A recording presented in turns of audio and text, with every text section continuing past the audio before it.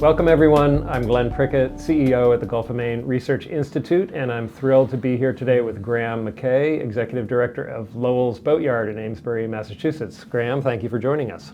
Thank you, Glenn.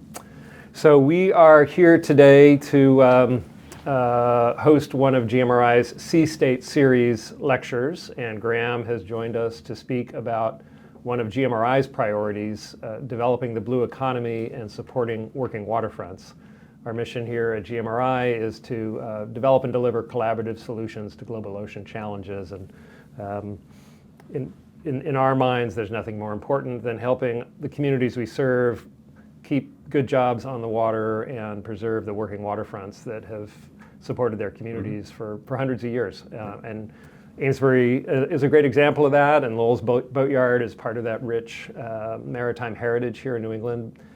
So I'm eager to talk to you about what you're doing there and how it relates to some of the work we're doing. But first, Graham, your bio is fascinating, particularly to a sailor like me, people who love to spend their time on the water. You've done a lot of that in different capacities. So tell us a little bit about yourself and how you ended up at Lowell's Boatyard.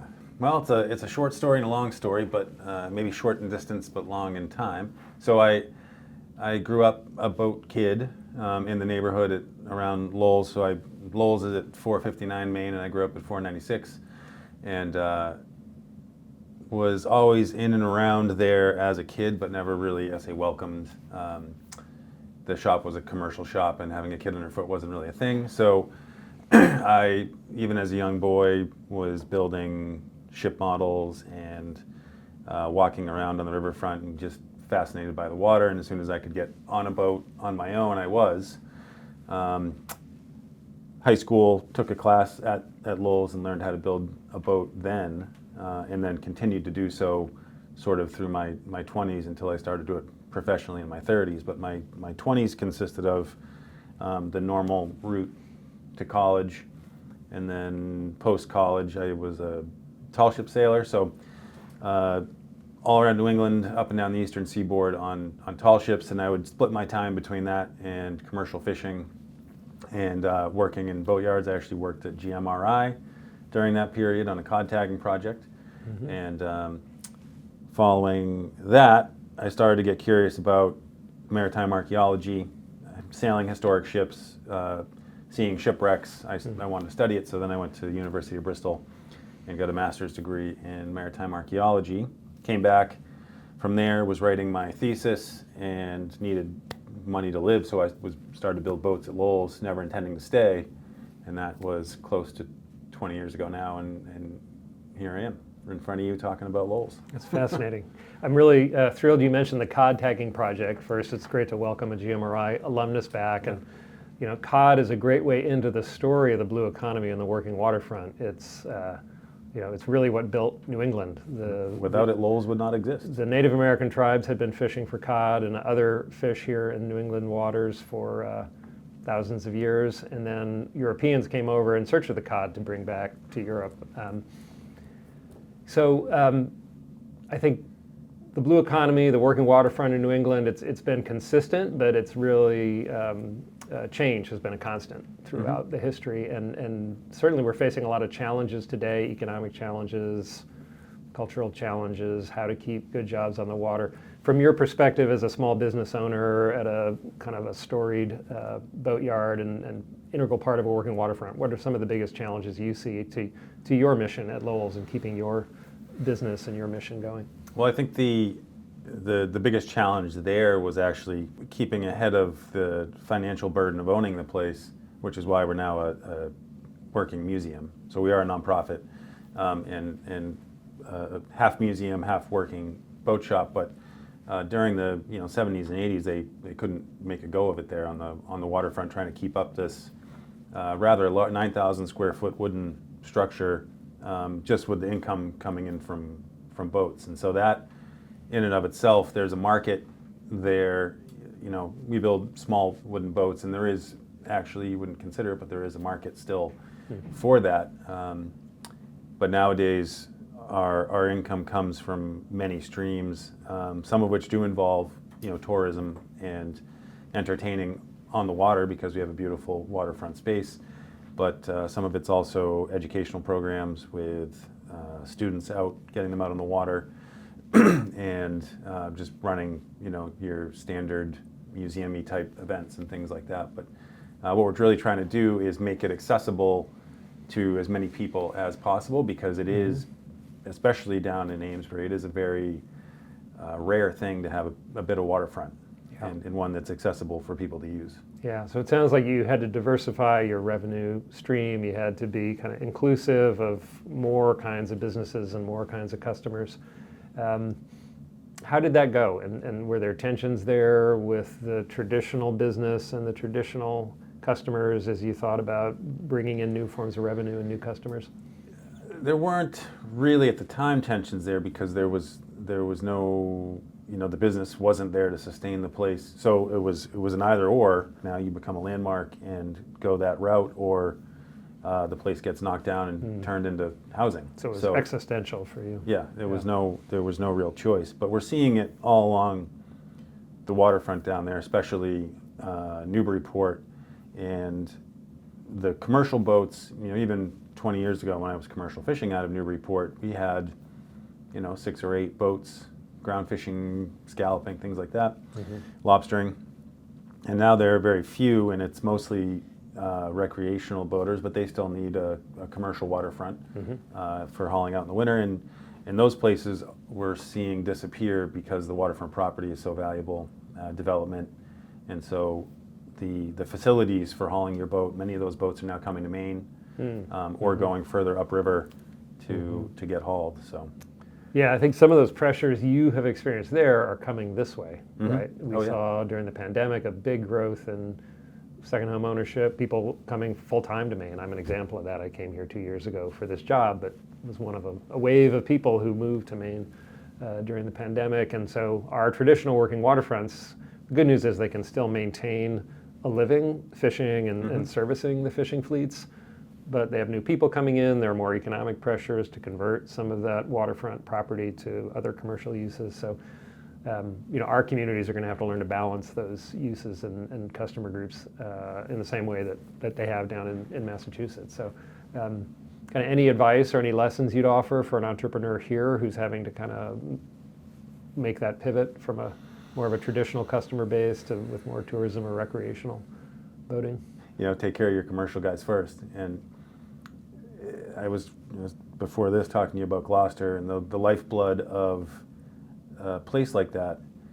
It's always struck me that a place like Maine, you would come here, or I would come here, be fascinated by the lobster boats, love the working waterfront. It's often a mess, but it's an attractive mess nonetheless, at least to me. Certainly when I used to come to Portland, when I was a kid, I would go to Long Island in the summers out in Casco Bay here. And when you drove into the waterfront in Portland, it had a particular smell that was, I found irresistible, loved it. As you know from working here, on the right days, we still get it here at GMRI. Yeah, and it's Portland. But people come to see that, and then when that noise, when the boats fire up at 4 o'clock in the morning, or the mess on the waterfront gets to be too much, and people start to complain, and that starts to go away, then the thing that first attracted you to a place, you're driving out, and it's never made sense to me. So, my advice would be to take care of the commercial guys and make sure that they are, because they're making a living off of it, and then take care of the recreational folks second.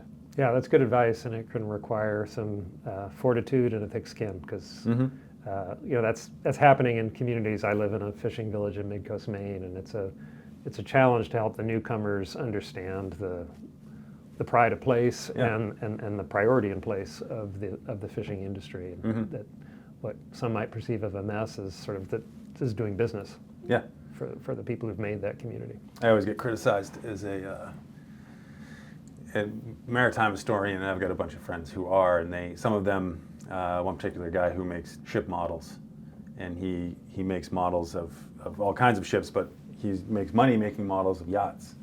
And I'm never interested in the yachts, and it's because it's a different feel when you're out on the water for fun versus out there to work. Yeah. And I go out in the water for fun. I love it, but I hate being miserable on the water, but I appreciate that I have to be out there for work some days, and it's going to be miserable, and you know that. And for some reason, that is also attractive. Yeah. So tell us a bit about the history of Lowell's and how it relates to you mentioned how it relates to cod. That's why the business was built. So Lowell's founded where we are presently in 1793. So we're the oldest boat shop in the country. And initially, it was one of any boat shop like that at the time. It was a combination of a shipyard and a boat shop, and that was really back in 1793. Nothing more than a few outbuildings and a gently sloping, bit of land next to the river.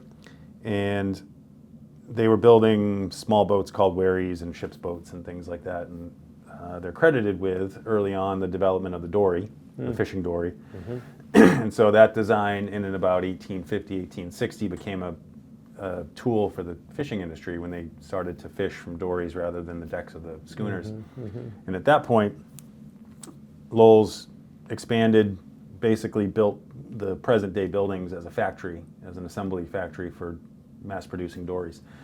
And from 1860 to about 1920, 1930, they were mass producing dories in that shop at one point to the tune of 7 a day. And those were all going to the ground fishing industry, to cod fishing. And later on, they would be sent to the West Coast, Alaska, and then eventually around the world because it was a ubiquitous utility boat of the time. And so that was the heyday. Following World War II, that mechanization, the industry turned over to trawl fishing. And then the shop had to pivot, as you've said before, so they pivoted to the recreational market. You had the vets coming home wanted recreational boats, and so the shop started to do that basically from about 45 until the mid-70s, and then the Lowell's, after the 7th generation of Lowell finally sold it out of the family in the 70s, another family came in to run it for about 20 years, and they did that really with the idea that they wanted to preserve the shop. They recognized the historic significance, and all the while it was a retired banker who bought the shop, and every year he lost money trying to keep it going and run the shop, and eventually got it listed as a National Historic Landmark in 1990. And so at that point, it became a working museum that we are today. Still building boats for customers, so part of the mission is to carry on the unbroken business that's been going on since 1793, and to preserve the craft. And really the only way to preserve it is to continue to do it in a commercial way. Yeah. Any connection to the Cape Dory sailing vessel? No, none whatsoever. Okay, but they're just coasting on your. What's that? On they're the just dory coasting name? on your 200-year, 300-year reputation. Well, the dory is, again, the term is not trademarked or anything. It's a type of boat, and Lowell's built them, but also there were half a dozen other shops in the neighborhood that also built the same boats. Okay. And so there were thousands of those boats coming out of this little bend in the river in Amesbury, in the early 1900s, and those all went out to the fishing grounds, and they never lasted very long. You can't find the oldest fishing dory that I know of is from 1935, and it's in a museum in Newport News, Virginia. And it's only there because they bought it new off the assembly line and put it right into the collection. So it never saw action. Cool. Yeah. So bring us up to today. You talk about the historical designation, and one of the things that is really, I think, a model that you can share with others is your role in building a community of craftspeople, students, aficionados. And you mentioned when you were a kid, there wasn't really a place for you at Lowell's. Talk about how you're bringing in students now and connecting them with the craftspeople and the customers and the others who care about the boats. The story of me being there starts in about 2007. So from 1990 to 2007, the shop was owned by a museum in Newburyport, and they deaccessioned it in 2007. and it was facing conversion into condos. And so when I came there, we were sort of trying to save it from that, which we did. And one of the reasons we were incredibly successful now from where we started then. I hear tales then of having $35 in the bank account and the board members chipping in money to make payroll. Now we have an endowment and 10 employees, and we're doing great, which is awesome. But a lot of that can be attributed to the community around us that's very supportive. We have opened the place up, made it a community resource, and they have supported us because of that. And a lot of the success too can be attributed to the community that I was brought up into and that I still maintain a relationship with. My sailing community, my fishing community to an extent, but we were just talking before about the electric boats that Maine Oceans Farm has. Yeah. I sailed with Willie. I met a number of people through that time in my life that I still call upon when I need lumber, when I need to get a boat from here to there. All of that just goes into the working waterfront community supporting this place or that place. I get calls to support other similar organizations, and so we all help each other out because we're all friends, but also because we're all invested in a common goal. One of the things we're working on here at GMRI with partners across Maine is how do we come together to help owners of working waterfront preserve it into the coming generations. Often there's a situation like you described where a family has been taking care of a business, in some cases for centuries.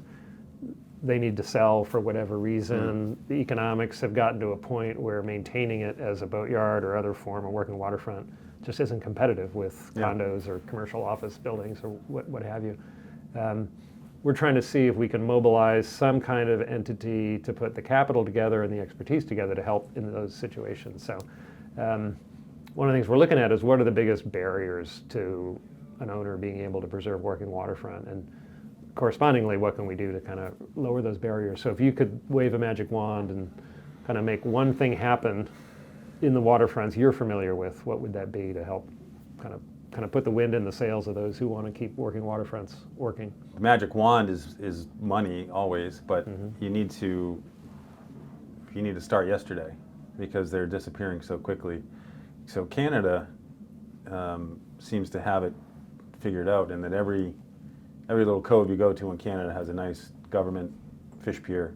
And they've, it's all municipality owned, which is maybe not possible here at this point, but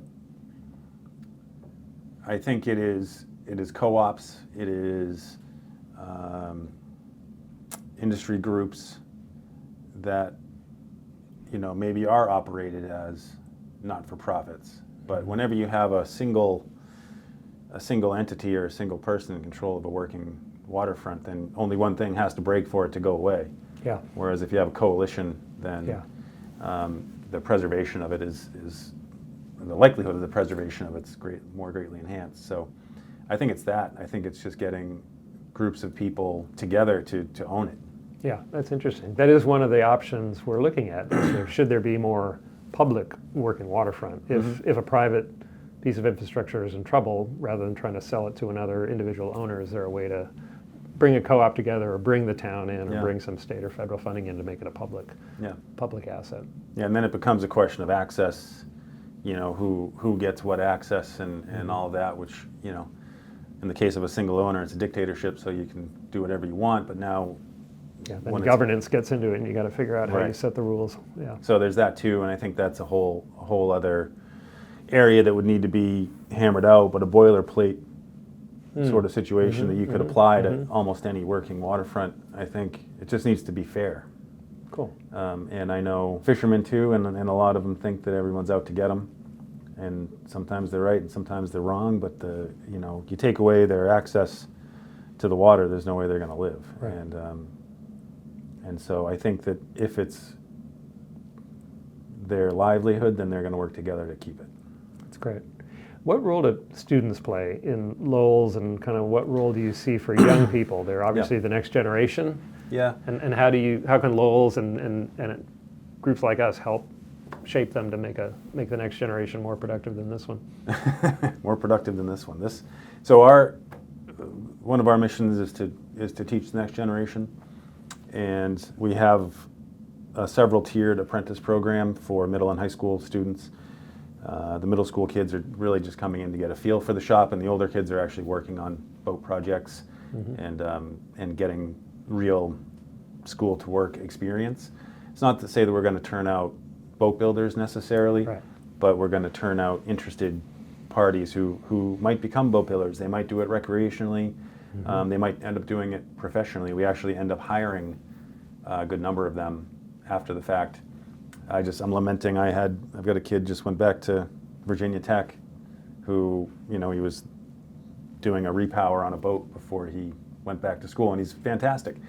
So, a lot of these kids will end up some in the maritime fields. We have several that have been to Maine Maritime and Mass Maritime and work on ships and tugs, and then we have a number of kids. I got a kid that's working at NASA Jet Propulsion Lab. I got a kid that's designing helicopters with Sikorsky. So they go all sorts of different ways, but I think that what it gives them is that community that I had growing up, where they do come back. I walked into the shop this past summer, and there were 3 former apprentices all there working on projects that were their independent projects, and they were just, that's just what it is, and you're part of that community. And when you are part of that community, I feel like I can walk into any boat yard, any boat shop, and because I might know somebody who knows somebody, I'm welcome. And that community will embrace you. And so that's what we're trying to do with these kids, but also just to get them into the idea that the water is a place where you can work. Yeah. And we do try to get them, those that show any promise, we try to get them either jobs with us in the summer on the water, or we're tied into the rest of the working waterfront, and we'll get them jobs on the docks, on boats, if that's what they want to do. And so we sort of, not trying to lead them down the path necessarily, but if they want to take it, then we create that opportunity. So we're coming to a close here. Just 2 last questions. First, for our viewers online and for the folks who'll be here tonight, what's one thing you'd like them to take away from what you're doing at Lowell's, and what we can learn from that? One thing I think to take away from what we're doing at Lowell's is that we're doing it well and we're doing it successfully, but even at that, it is fragile. And so it could go away from one issue or another tomorrow, a fire, a flood, some other sort of disaster. And so don't take it for granted. Same with your working waterfront. Don't take it for granted, and do what you can. If you appreciate something, do what you can to preserve it, and don't just expect that it'll always be there. If people want to appreciate Lowell's more, how can they learn more? They can learn more through all of the usual channels. So lowellsboatshop.org is our website. We have a very active YouTube channel, as well as a great Instagram feed. So cool. Any of those things. Cool. So check those out. Yeah. And then last question, fires, floods, fragility, heavy topics, but what you deal with every day. What's something that gives you hope? What gets you up every morning and gets you back to work? We see people come into the shop for the first time. They've been driving by their whole lives, and they go, "Oh my God, this place is unreal." But it's when those people drop their kids off. I had a kid last night. He's in 5th grade, and he'd been making this little boat in the basement for the last couple of weeks. And his mom came to pick him up, and he's like, "Can I show my mom my boat?" And I was like, "Yeah, of course. Take her down there." Oh, that's great. And it's that kind of excitement that is the reason you do it. Yeah, that pride and that enthusiasm. Yeah. Well, you're doing amazing work, Graham, and we appreciate you taking time out to come here to Portland and be part of our C-State series and talk to our friends online. Graham, thank you for joining us today and for all of the leadership you're providing to preserve working waterfront in Amesbury and beyond. Conversations like this are at the heart of our C-State series, and For those joining online, if you would like to participate in our next Sea State series, they run in person here at our lab in Portland, Maine, and you can learn more at gmri.org/events. We'd love to see you. And with that, best wishes, and Graham, thanks for being here. Thank you, Glenn.